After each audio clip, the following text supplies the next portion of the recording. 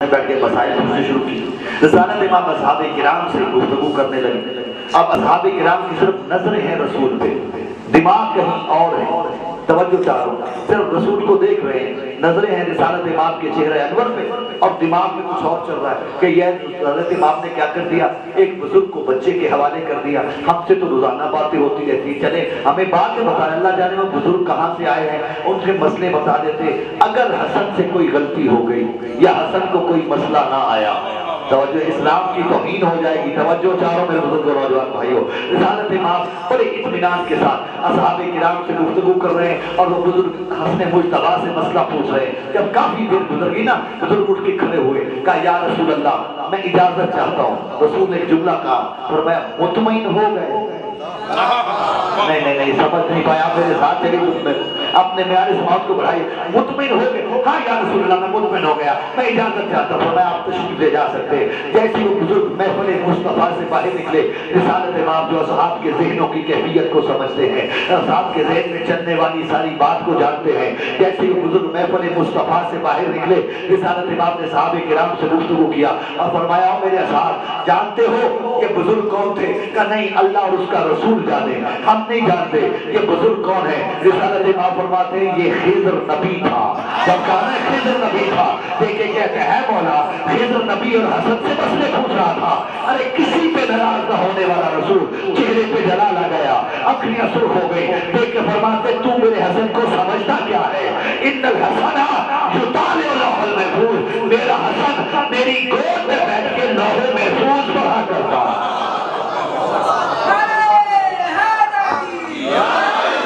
متوجہ ہے صاحب میرا حسن؟ اچھا حضور حسن بولے نہ بولنے کی عمر میں بولے، حضور ایک بچہ اور بولے، لیکن فرق یہ ہے کہ پہلے جتنے بھی بچوں کا میں نے تذکرہ کیا ہے یہ سارے اس دنیا میں آنے کے بعد بولے، لیکن جس بچے کا میں اب تذکرہ کر رہا ہوں یہ بچہ شکم مادر میں بولا، صدف عصمت مادر میں بولا، اور جب بولا تو زہرا جیسی ماں دھاڑے مار مار کے روتی۔ کون؟ مولا حسین بولے۔ روایت موجود ہے ایک دن رسالت امام تشریف لائے جناب زہرا کے گھر، دیکھا سیدہ بیٹھی رو رہی تھی۔ رسول فرماتے ہیں زہرا خدا تجھے کبھی نہ رلائے، کیوں رو رہی ہو؟ کہا بابا نہ جانے یہ کیسا بچہ ہے جو میرے صدف عصمت میں ہے، اس شہزادے نے مجھے رلا دیا۔ فرمایا کیا ہوا؟ کہا بابا کبھی کبھی اس کی آواز آتی یا اماں انا ولدک عطشان، اماں میں تیرا پیاسا بیٹا ہوں۔ بابا کبھی کبھی اس کی آواز آتی یا اماں انا ولدک عریان، اماں میں تیرا بے کفن بیٹا ہوں۔ اور بابا آج تو اس نے انتہا کر دی، بہت رلایا مجھے۔ فرمایا کیا ہوا؟ کہا بابا آج اس کی آواز آ رہی تھی یا اماں انا ولدک سفکان، اماں میں تیرا وہ بیٹا ہوں جس کی لاش گھوڑوں کے سموں تلے پامال کر دے گا۔ اجرکم اللہ، سوا غم آل محمد کے خدا آپ کو کوئی غم نہ دکھائے، صرف ایک جملہ مسائل کا، چند آنسو آ جائیں، جنت کی ضمانت ہے۔ چہلم منا رہے ہو نا کا حسین کا، مصطفیٰ سے لے کے امام حسن عسکری تک سارے کے سارے معصوم شہید ہیں، ہم کسی کا چہلم نہیں مناتے۔ کیوں؟ چہلم ہمیشہ وارث منایا کرتے ہیں، ہر معصوم کا وارث موجود تھا، چہلم مناتا رہا۔ حسین وہ مظلوم ہے جس کا ایک ہی وارث تھا، ہاتھوں میں ہتھکڑیاں تھیں، پاؤں میں بیڑیاں تھی، گلے میں خاردار توپ تھا، شام کا زندان تھا۔ کربلا کی طرف منہ کر کے فرماتے بابا تیرا چہلم آ گیا، بابا سجاد تیرا چہلم نہیں منا سکا۔ اجرکم اللہ، سوائے غم آل محمد کے کوئی غم نہ دیکھے گا۔ اللہ تعالیٰ ظلم کی انتہا ہے کربلا میں، اس سے بڑا ظلم آپ کو کہیں نہیں ملے گا کہ عزادارو 12 محرم کو یہ ملعون اپنوں کو دفن کر کے نبی زادوں کے لاشیں کربلا کی تپتی ہوئی ریت پہ چھوڑ کے بیویوں کو ننگے سر ہاتھ بسے گردن باندھ کے سجاد کو زنجیروں میں جکڑ کے کوفہ چلے گئے۔ جو تاریخ سے واقف ہے قبیلہ بنی اسد کی عورتوں نے اپنے مردوں کو غیرت دلائی، کہتی حیا کرو، زہرا کا لال کربلا کی ریت پہ پڑا ہے، جاؤ دفناؤ حسین کو۔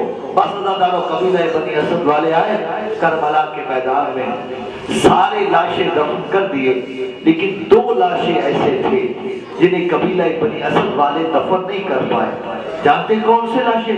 ایک لاشا آقا حسین کا، دوسرا لاشا مولا عباس کا۔ آقا حسین کا لاشا اس لیے دفن نہیں کر پائے کہ شریعت کا مسئلہ ہے کہ معصوم کو صرف معصوم قبر میں اتار سکتا ہے۔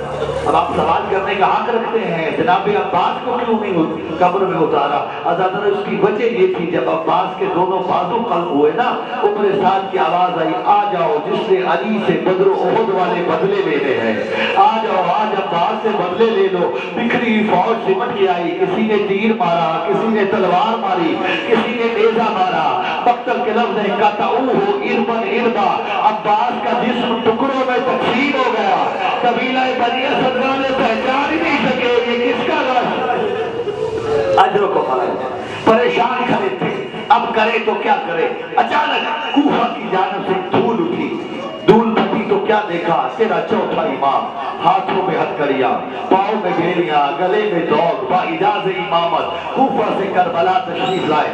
آواز دے کے فرماتے ہو قبیلے والوں ہٹ جاؤ، میں اپنے بابا کو خود قبر میں اتاروں۔ اجرکم اللہ، جو گھر سے زہرا کو پرسہ دے آئے ہو سب لمبے توجہ کرنا اور کوشش کرنا جتنا پرسہ دے سکو۔ اللہ جانے اگلے سال کس کے نصیب ہوتا ہے کس کے نصیب نہیں ہوتا۔ اللہ کرو جب امام پہنچے قبیلے والے کہتے مولا ہم نے سارے لاشیں دفنا دیے لیکن یہ 2 لاشیں ہم نہیں دفنا پائے۔ فرمایا کون سے؟ کہ ایک لاشا آپ کے بابا کا، ایک لاشا فرات کے کنارے پڑا ہے، ہم نہیں پہچان سکے وہ کس کا لاشا ہے۔ امام فرماتے چلو پہلے مجھے وہ لاشا دکھاؤ۔ اب جو فرات کے کنارے آئے بن بازوؤں کے عباس کی لاش نظر آئی۔ سجاد رو کے کہتے ہو قبیلہ بنی اسد والوں یہ میرے چچا غازی کا لاشا ہے، میرے عباس کا لاشا ہے، دفنا دیجئے۔ بس ازادارو جناب عباس کو دفن کیا، فرمایا چلو میں اپنے بابا کو خود قبر میں اتارتا ہوں۔ ازادارو وہاں آئے جہاں آقا حسین کی راہ سے اشارہ کرو سمجھ جاؤ تو گریے کے لیے کافی ہے۔ بیٹے نے باپ کا لاشا اٹھایا، اٹھا نہیں پائے، آواز دے کے فرماتے قبیلے والوں ہو سکے تو مجھے ایک چٹائی لا کے دو، ایک چٹائی لا کے دو۔ قبیلے والے کہتے مولا چٹائی کا کیا کرو گے؟ فرمایا جب سے گھوڑے بھاگے ہیں میرے بابا کا لاشا اس قابل نہیں ہے کہ سجاد ہاتھوں میں اٹھا کے قبر میں رکھے۔ بس اللہ چٹائی لائی گئی، امام نے لاشا پہلے چٹائی میں رکھا پھر قبر میں اتارا۔ جو اب تک نہیں ہو سکا جھولیاں پھیلا کے آل محمد سے آنسوں کی بھیک مانگ لینا۔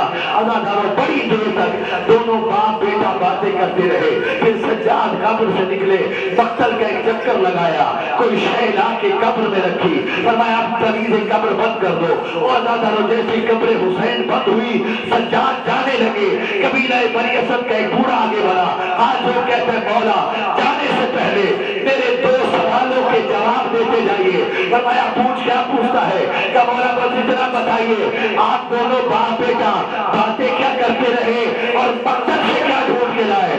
کہا میرا بابا مجھے اصرار امامت تفویض کر رہا تھا، میں بتا رہا تھا بابا تیرے باپ اتر گئے، بابا خیمے کو آگ لگ گئی، پٹھیوں کی چادریں اتر گئی، سکینہ کے دور چھن گئے، سکینہ تماچے کھا رہی ہے، تیری بہنوں کو کوفہ کے بازار میں چھوڑ کے آ رہا ہوں، شرابیوں کے ہجوم میں چھوڑ کے آ رہا ہوں۔ اور میرے بابا نے کہا سجاد میری وہ انگلی جو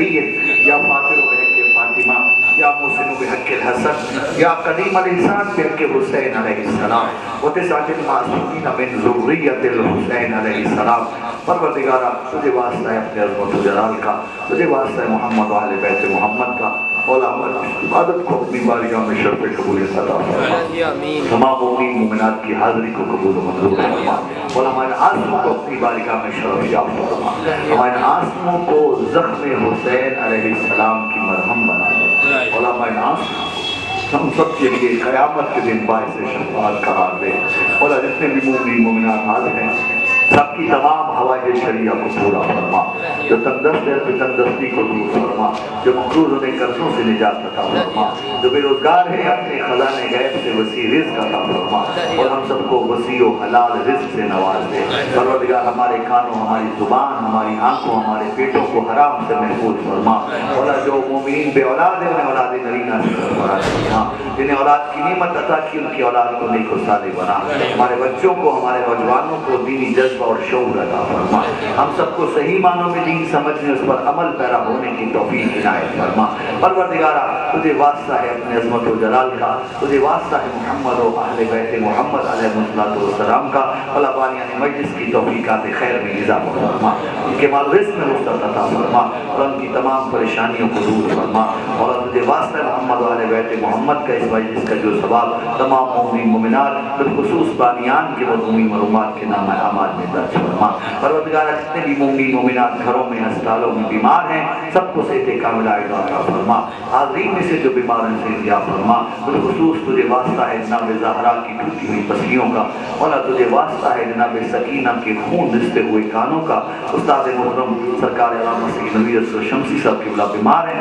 اور انہیں صحت کاملہ عطا فرما، بھائی مرزا محبوب بیگ صاحب بیمار ہیں انہیں صحت یاب فرما، دیگر جن مومنین نے میرے ذمہ دعائیں لگائی ہیں اور سب کو صحت کاملہ عطا فرما، سب کے صدقے میں بندہ گناہگار کو صحت یاب فرما، مذہب حقہ کی محافظت فرما، دشمنان اسلام کو نیست و نابود فرما، گستاخان اہل بیت کو جلد از جلد قیامت کردار تک پہنچا، اور دہشت گردوں کو تباہ و برباد فرما، ان کا ساتھ دینے والے افراد اور حکومتوں کو نیست و نابود فرما۔